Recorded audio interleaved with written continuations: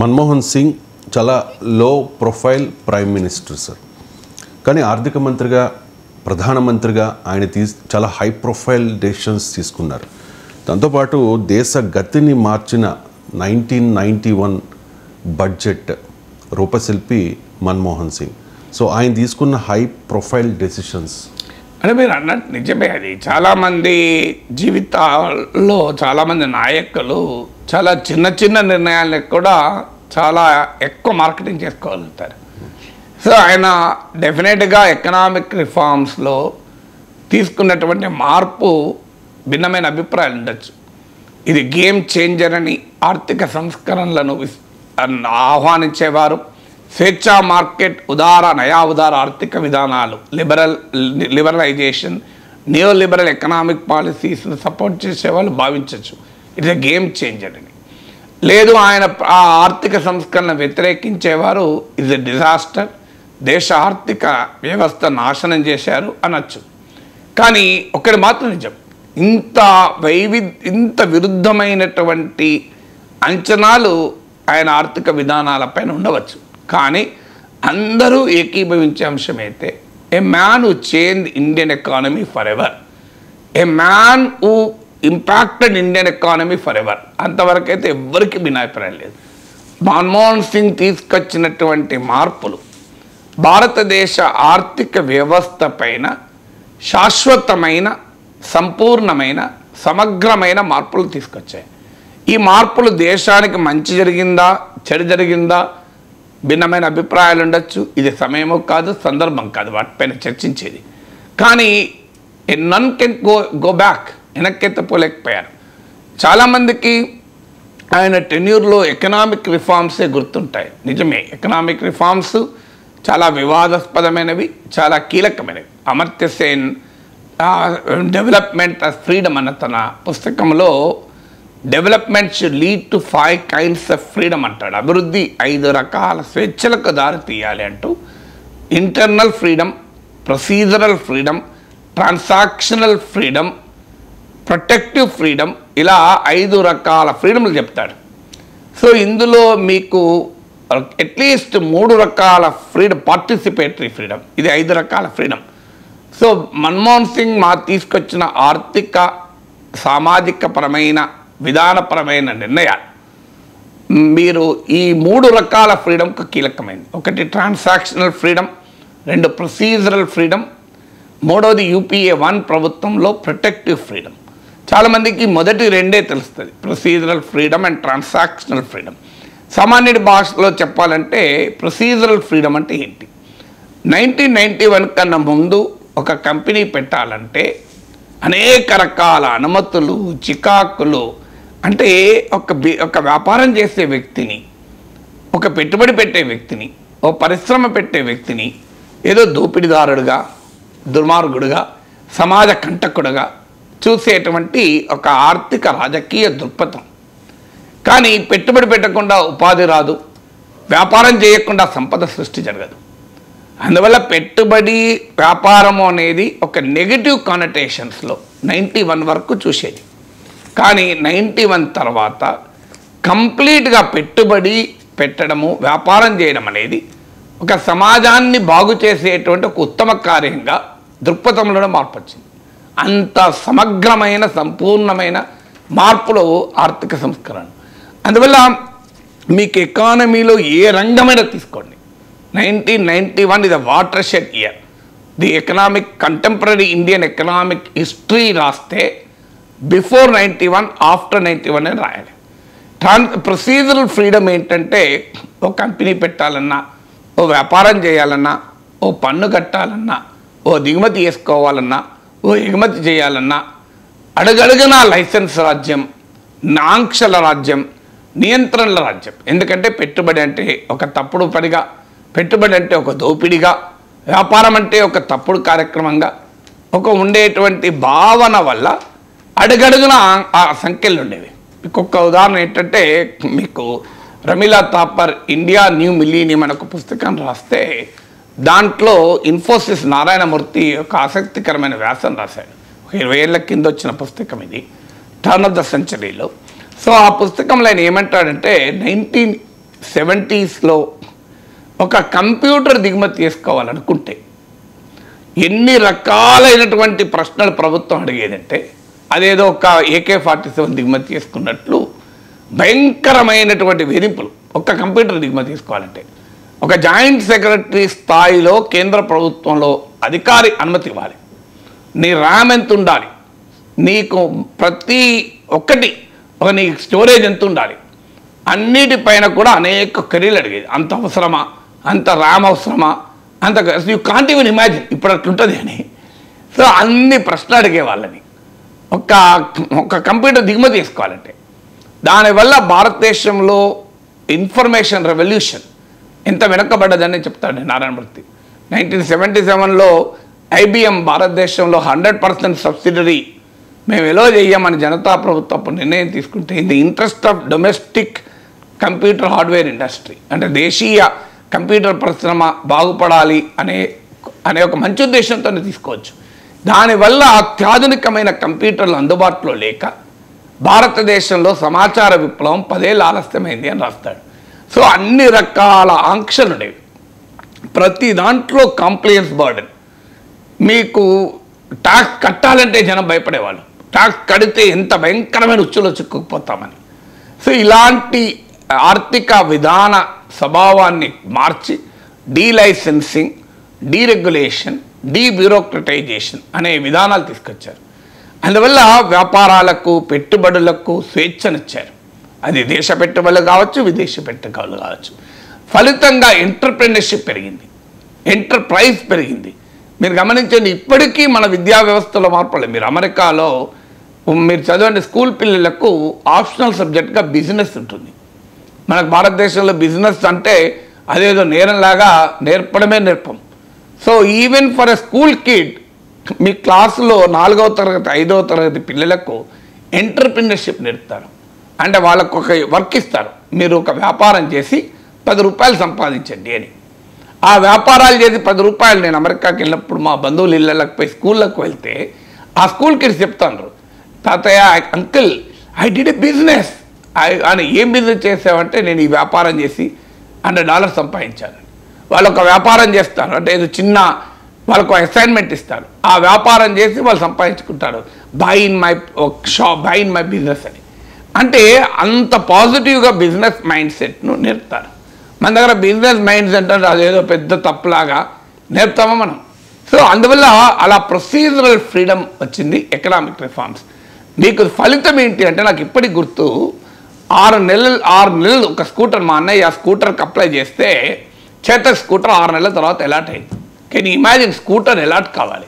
ఇవాళ నీకు BMW car పోయి నీ క్రెడిట్ కార్డు ఇచ్చేసి కొనేసుకొని పట్టుకొని రావచ్చు. ఆ రోజుల్లో ఒక స్కూటర్ కొరకు 6 నెలలు, ఎందుకంటే ఉత్పత్తి పైన అన్ని సంఖ్యలు ఉండేవి, ప్రొడక్షన్ కన్స్టెంట్స్ అంటారే. సో ఎంత ఆశ్చర్యం వేస్తుందంటే మాకు ఇప్పటికి గుర్తు, మా అన్నయ్యకు ఒక లెటర్ వచ్చింది, congratulations you are allotted a scooter అని. నేను అన్నయ్య ఏంటి ఫ్రీగా వచ్చిందాను, ఫ్రీ కాదు, 6 నెలలే డబ్బులు కట్టి ఇప్పుడు అలాట్ అయింది అని.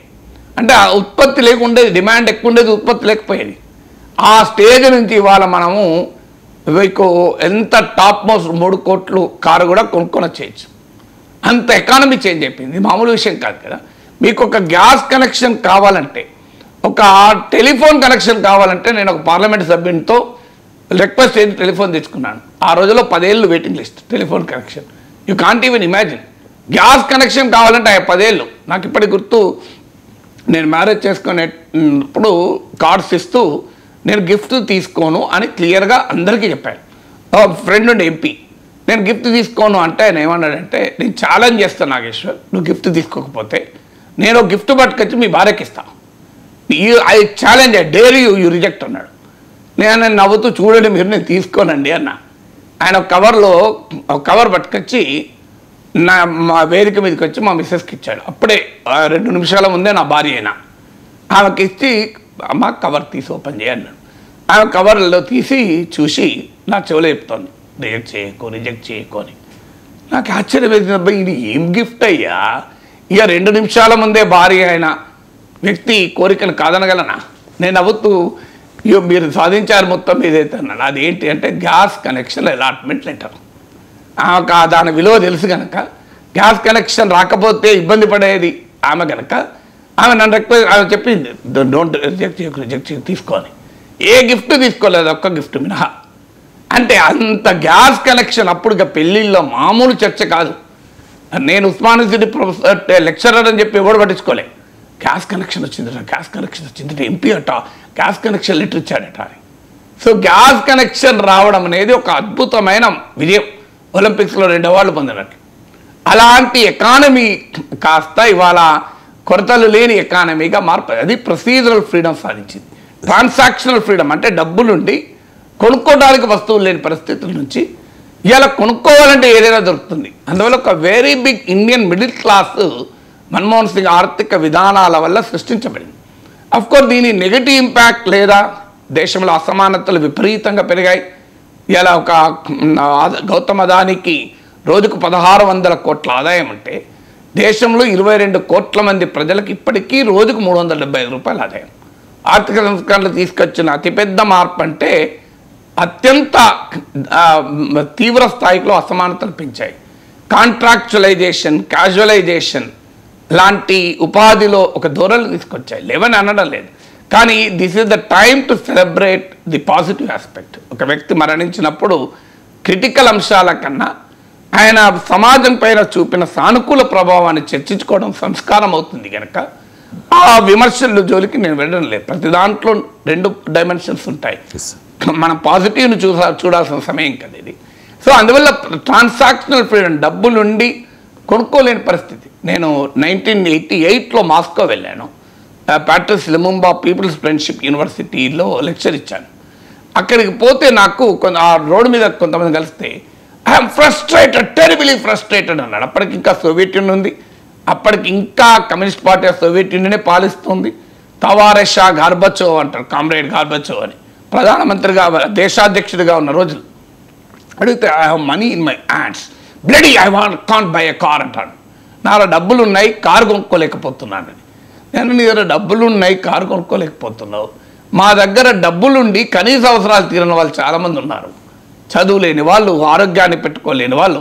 మరి మేమెంత మేమెంత అంటే no no I have money in the hand, see in America they can buy anything అన్నాడు. నేను ఆ రోజే అనుకున్నాను something seriously wrong with this వ్యవస్థ అని. ఒక క్వాలిటీ సోప్ దొరికేది కాదు మార్కెట్లో, ఒక క్వాలిటీ టూత్పేస్ట్ దొరికేది కాదు. మరి అది సోవియట్ యూనియన్ వైఫల్యమా అంటే నేను సోవియట్ స్పేస్ అచీవ్మెంట్స్ ఎగ్జిబిషన్కి వెళ్ళాను. అసలు ఆశ్చర్యం వేసింది యూరీ గగారిన్ వాడిన వాహనకు చూసి. అంటే ఫస్ట్ మ్యాన్ ఇంటూ స్పేస్ పంపింది Soviet Union, Yuri Gagarin. First women into space Valentina Tereshkova. First శాటిలైట్ను కనుగొన్నది సోవియట్ యూనియన్. ప్రతి రైతుకు ఒక ట్రాక్టర్ ఇవ్వగలిగింది, కానీ కన్జ్యూమర్కు కావలసిన ఓ మంచి సోపు, ఓ మంచి టూత్పేస్ట్ ఇవ్వలేకపోయింది. అంటే సెంట్రలైజ్డ్ ఎకానమీ యొక్క నెగటివ్ షేడ్ కనబడితే అది భారతదేశంలో 91 ఎకనామిక్ రిఫార్మ్స్ కంప్లీట్గా మార్చేసింది. అందుకే దాన్ని ట్రాన్సాక్షనల్ ఫ్రీడమ్ అంటాడు అమర్త్య సేన్. స్వేచ్ఛ, మనకు డబ్బులు లేని వారికి డబ్బులు లేకపోవడం బాధ కావచ్చు, డబ్బులుండి కూడా అనుభవించలేని వాడి ఫ్రస్ట్రేషన్ కూడా మామూలుగా ఉండదు. ఇప్పుడు ఇలా ఆర్థిక సంస్కరణల పైన పేదవాడు, ఎందుకంటే ఎకనామిక్ రిఫార్మ్స్ ఒక competitive economy, not even domestic, globally competitive ఎకానమీని తీసుకొస్తుంది. కాంపిటేటివ్ ఎకానమీలో పాజిటివ్ ఉంటుంది, నెగిటివ్ ఉంటుంది. పాజిటివ్ ఏంటి? సామర్థ్యం ఉన్నవాడు, పరిగెత్తగలిగిన వాడు చాలా ముందుకు వస్తాడు. కానీ పరిగెత్తలేనివాడు, అనేక కారణాల రీత్యా పరిగెత్తలేనివాడు ఈ కాంపిటేటివ్ ఎకనామిక్ ఎన్విరాన్మెంట్లో దెబ్బతింటాడు. అదే జరిగింది కాంపిటేటివ్ ఎకనామీలో. కాంపిటేటివ్ బిజినెస్లో ఏం జరుగుతుంది? Somebody who can perform, somebody who can manipulate also. Unfortunately అందువల్లే ఆర్థిక సంస్కరణల కాలంలో హర్షద్ మెహతాలు, కేతన్ పరేఖ్లు, క్రోనీయిజాలు, ఆశ్రిత పెట్టుబడిదారీ విధానం, ఇవన్నీ కూడా ఎందుకు పెరిగాయంటే కారణం ఇదే. జేఆర్డి టాటా అంటాడు, what is the different Tata అంటాడు what is the difference between your generation of capitalist and present generation of capitalist అని టాటా అని అడుగుతారు. జేఆర్డి టాటా కాదు, టాటా అని అడుగుతారు. అడిగితే టాటా అద్భుతంగా చెప్తాడు, my generation produce and amassed wealth, this generation is manipulating and amassing wealth అంటాడు. అంటే నా తరం పెట్టుబడిదారులు సంపద సృష్టించారు, సంపాదించారు, ఉత్పత్తి చేశారు, సంపాదించారు. ఈ తరం పెట్టుబడిదారులు మ్యానిపులేట్ చేసి సంపాదిస్తున్నారంటారు.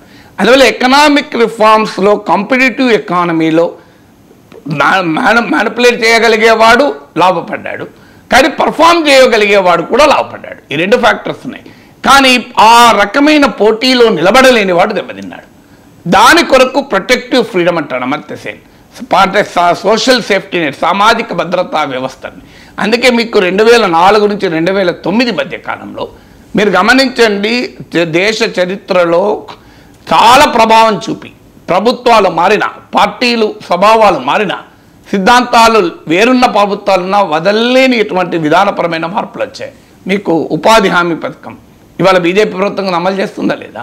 సమాచార హక్కు, అటవీ హక్కుల చట్టం, మీకు విద్యా హక్కు చట్టం, ఇవన్నీ కూడా ఆ టైంలోనే వచ్చాయి. అంటే ఒక బలమైన సోషల్ లెజిస్లేషన్స్ కూడా ఆయన ప్రైమ్ మినిస్టర్గా ఉన్న సమయంలో వచ్చాయి. అఫ్కోర్స్ దానికి ఆయనకి ఎంత క్రెడిట్ ఇస్తాం, ఎందుకంటే సోనియా గాంధీ నాయకత్వంలో నేషనల్ అడ్వైజరీ కౌన్సిల్ సూచనల మేరకు అనేక రకాల సోషల్ లెజిస్లేషన్స్ వచ్చాయి. బట్ ద ఫ్యాక్ట్ రిమైన్స్, ఆయన ప్రధానమంత్రిగా సంతకం పెట్టాక వచ్చిన మాట కూడా కాదలేము. అందువల్ల ఈ social safety nets, protective freedom ద్వారా ఎకనామిక్ రిఫార్మ్స్లోని నెగటివ్ ఇంప్లికేషన్స్ను బ్యాలెన్స్ చేసే పని యూపీఏ 1 ప్రభుత్వం జరిగింది. అందుకే మీరు గమనించండి, 2004లో కాంగ్రెస్ పార్టీకి వచ్చిన ఓట్ల కన్నా 2009లో కాంగ్రెస్ పార్టీకి ఎక్కువ సీట్లు వచ్చాయి. అది మన్మోహన్ సింగ్ ప్రధానమంత్రిగా ఉన్న సమయంలో వచ్చాయి. సోనియా గాంధీ నాయకత్వం ఉండవచ్చు. అందువల్ల ప్రైమ్ మినిస్టర్గా చాలా లో ప్రొఫైల్ ప్రైమ్ మినిస్టరే కావచ్చు, బట్ సర్టన్లీ ఆయన ప్రైమ్ మినిస్టర్గా, ఫైనాన్స్ మినిస్టర్గా ఉన్న టైంలో హై ప్రొఫైల్ మార్పులు వచ్చాయన్నది మాత్రం నిజం.